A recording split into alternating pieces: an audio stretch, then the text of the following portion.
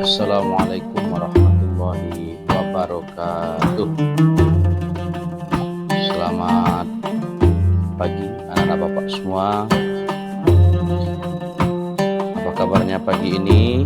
Mudah-mudahan anak-anak bapak dalam keadaan sehat walafiat. Bismillah, alhamdulillah, salatu wassalamu ala rasulillah allazi la nabiyya ba'dah, amma ba'd. Asyhadu an la ilaha illallah wa asyhadu anna Muhammadan abduhu wa rasuluh. Untuk memulai pembelajaran kita pada pagi hari ini, mari sama-sama kita berdoa kepada Allah Subhanahu wa taala. A'udzu billahi minasyaitonir rajim. Bismillahirrahmanirrahim. Rabbi zidni ilman warzuqni fahman. Ya Allah, mudahkanlah kepadaku ilmu dan berikanlah aku pemahaman yang benar. Baiklah anak-anak bapak yang bapak sayangi, pada pagi hari ini kita belajar pelajaran yang keempat, ya, yaitu tentang bulan Ramadan yang indah. Seperti biasa bersama bapak kita belajar pendidikan agama Islam. Bulan Ramadan adalah bulan yang ke-9 dari 12 bulan Hijriah. Dalam bulan Hijriah itu sebagaimana yang sudah anak-anak bapak hafalkan, yaitu terdiri dari Muharram, Safar, Rabiul Awal, Rabiul Akhir, Jumadil Awal, Jumadil Akhir, Rajab, Sya'ban, Ramadan, Syawal, Zulqa'dah, Zulhijjah. Yang sebagian mungkin dia hafalnya adalah kasidahnya. Muharram, Syafar, Rabiul Awal, Rabiul Akhir, Jumadil Awal, Jumadil Akhir, Rajab, Sya'ban, Ramadan, Syawal, Zulqa'dah, Zulhijjah. Jumadil Akhir, Rajab, Sya'ban, Ramadan, Syawal, Zulqa'dah, Zulhijjah. Nah, itu nama-nama bulan Islami, dan Ramadan adalah bulan yang ke-9. Baiklah anak bapak yang bapak sayangi, apa istimewanya Ramadan? Apa indahnya Ramadan itu, Pak? Indahnya Ramadan itu yang pertama adalah dia adalah syaidus syuhur.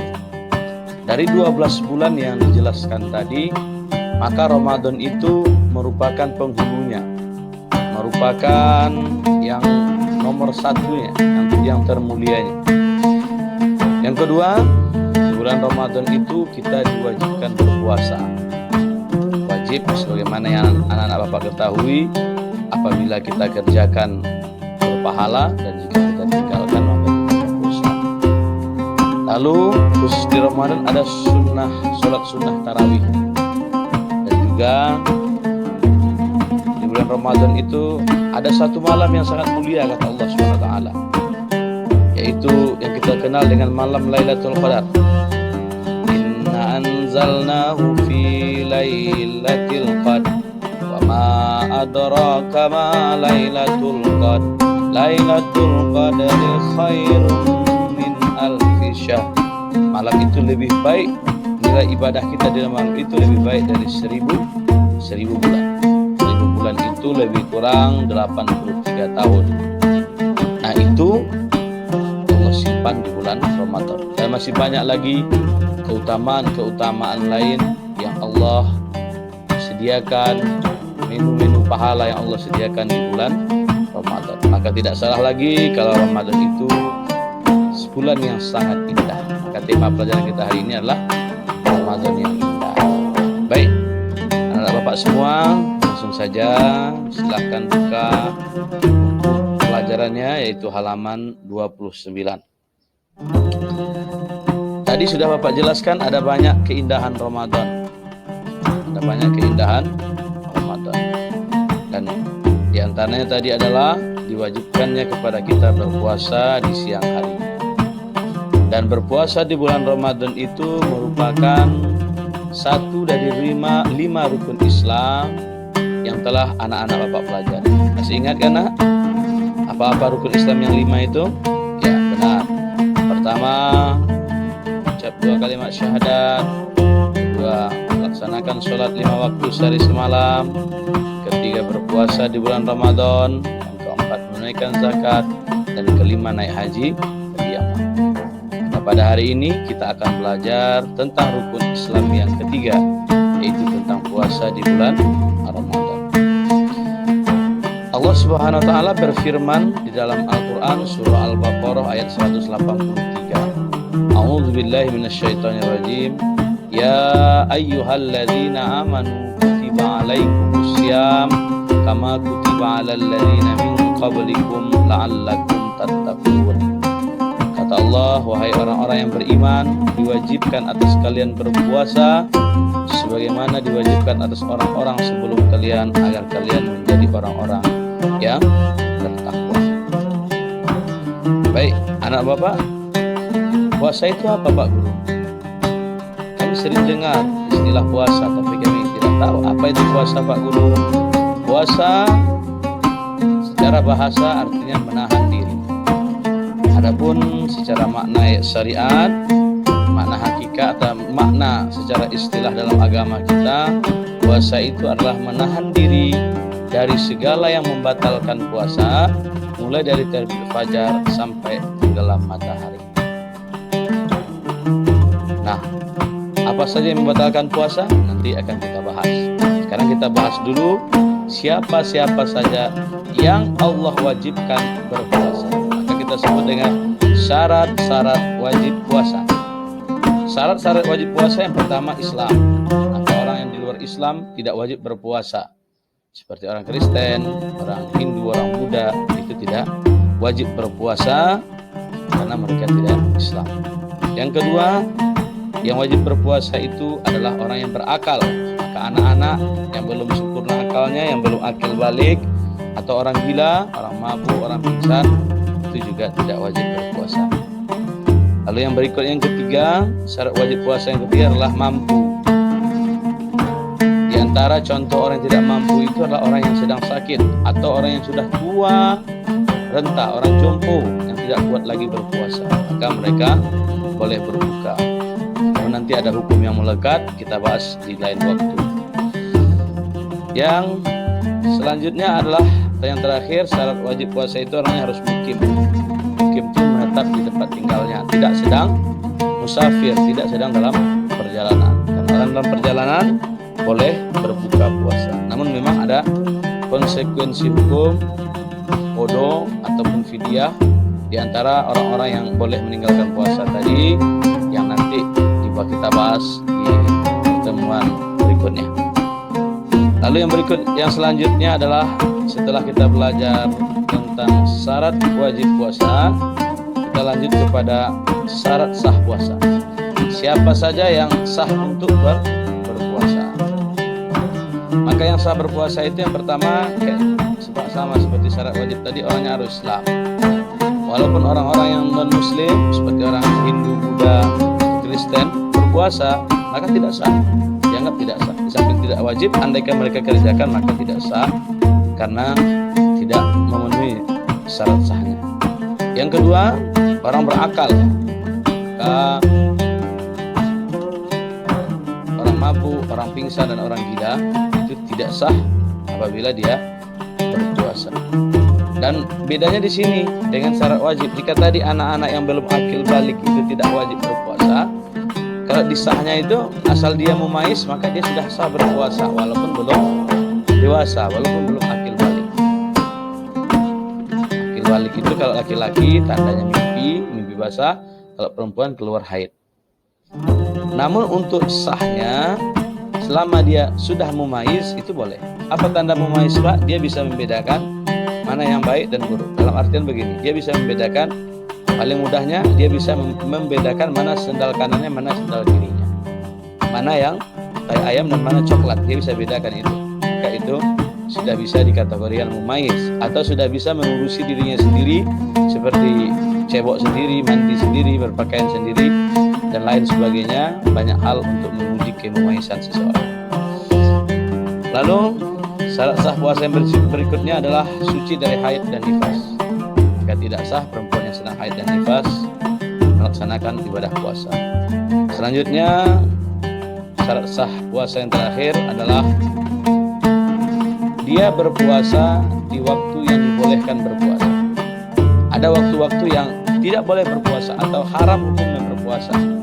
Di antaranya adalah Idul Fitri, 10 Zulhijjah yaitu Idul Adha, dan 3 hari tasyrik 11, 12, dan 13 Zulhijjah. Ya, bulan Zulhijjah motong hewan kurban, boleh kambing, boleh sapi. Benar anak-anak Bapak.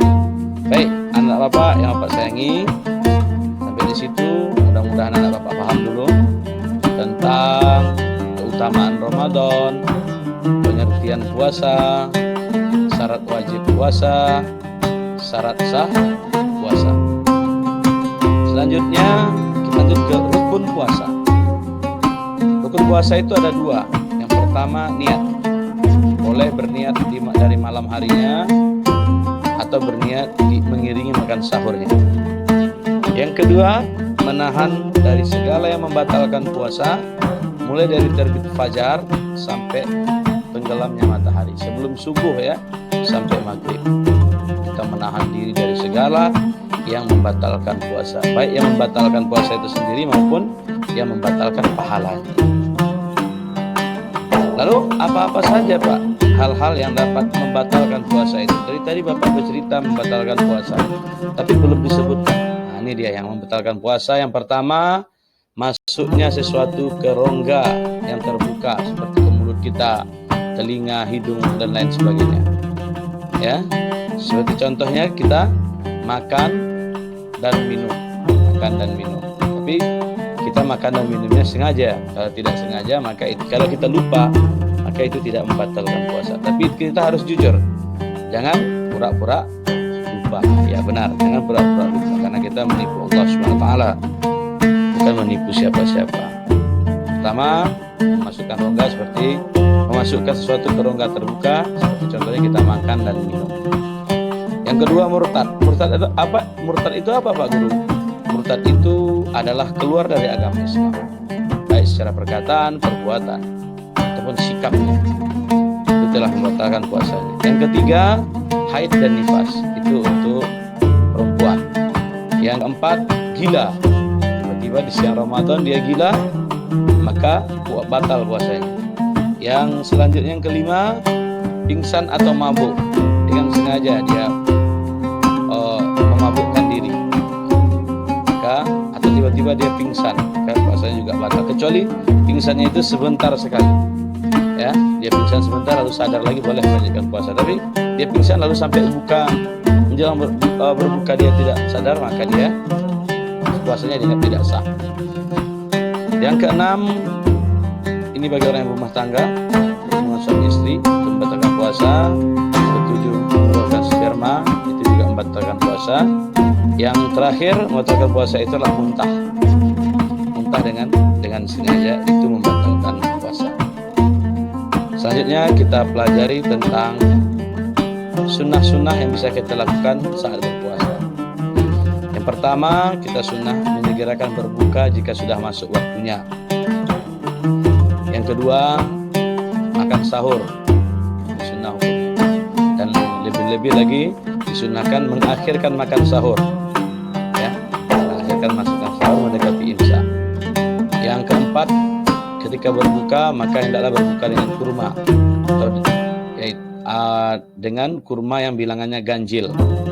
Jika tidak ada kurma maka boleh dengan air zam-zam, jika tidak ada maka sunnah dengan air putih saja. Yang selanjutnya, kita membaca doa saat berbuka puasa.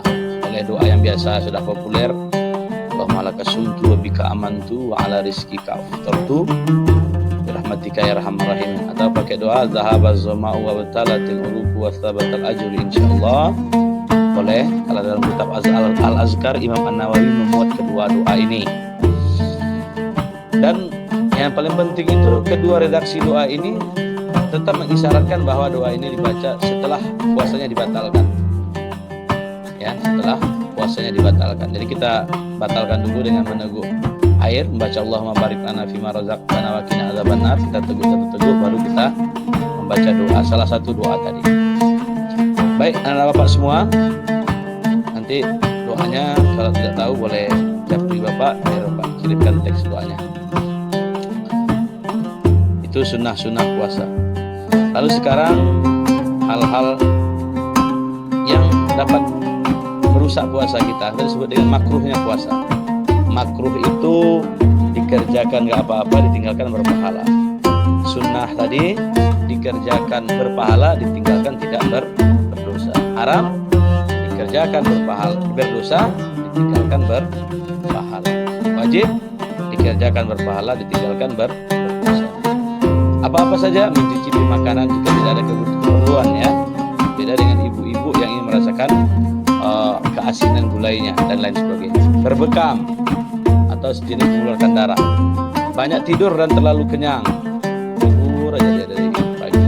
Zuhur bangun sholat, tidur lagi sampai asar bangun sholat, tidur lagi, itu kurang bagus, ya. Mandi dengan menyelam, lama-lama dia berendam mandi untuk mendidih badannya, itu dimakruhkan. Memakai siwak setelah masuk waktu zuhur. Setelah zuhur menjelang asar, dalam mazhab kita, dalam mazhab Syafi'i, itu dimakruhkan untuk bersiwak atau bergosok gigi. Baiklah, anak-anak bapak semua, selanjutnya adalah hal-hal yang menghabiskan pahala puasa kita. Puasanya itu sah, tapi pahalanya nol. Di antaranya adalah bergibah atau gosip, lalu mengadu domba, berbohong, memandang hal-hal yang haram, bersumpah palsu, berkata kotor, atau melakukan perbuatan yang jelek.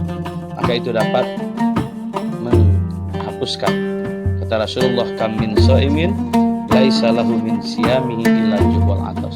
Banyak nanti umatku yang berpuasa, tidak ada hasil yang dia dapatkan dari puasanya kecuali rasa lapar dan dahaga. Kenapa? Karena di sini penyakitnya, dia tidak menjaga puasanya dari hal-hal yang dapat menghapuskan pahalanya. Anak-anak bapak yang bapak sayangi, untuk apa kami berpuasa, Pak? Tadi Allah katakan kita berpuasa untuk menggapai takwa. Namun banyak lagi manfaat-manfaat yang lain seperti disiplin waktu, supaya orang-orang kaya mengetahui bagaimana sakitnya lapar sehingga mau berbagi, ya, untuk kesehatan dan lain sebagainya. Tapi puncaknya kata Allah, puasa itu menghantarkan kita menjadi la'allakum tattaqun, menjadi orang bertakwa. Anak-anak bapak, demikian pembelajaran kita hari ini. Mudah-mudahan anak-anak bapak dapat memahaminya. Adapun untuk tugas anak-anak bapak, tugasnya adalah menghafal rukun puasa serta syarat sah dan syarat wajibnya. Hafal rukun puasa dan juga syarat sah dan syarat wajib puasa. Nanti hafalannya direkam, silahkan rekamannya dikirim ke bapak melalui WA pribadi bapak. Sekali lagi, hafal rukun puasa, syarat sah puasa dan syarat wajib puasa, lalu nanti direkam dan rekamannya kirim ke WA pribadi bapak. Nanti akan bapak periksa. Mudah-mudahan anak-anak bapak memahami materi kita hari ini, dan juga jika nanti Ramadan sudah masuk, jangan lupa untuk semangat berpuasa supaya kita semua menjadi hamba-hamba Allah yang bertakwa, dan orang-orang bertakwa itu insyaallah balasannya adalah surga. Mudah-mudahan kita semua dimasukkan Allah ke dalam surga. Amin ya rabbal alamin. Wabillahi taufiq wal hidayah. Assalamualaikum warahmatullahi wabarakatuh.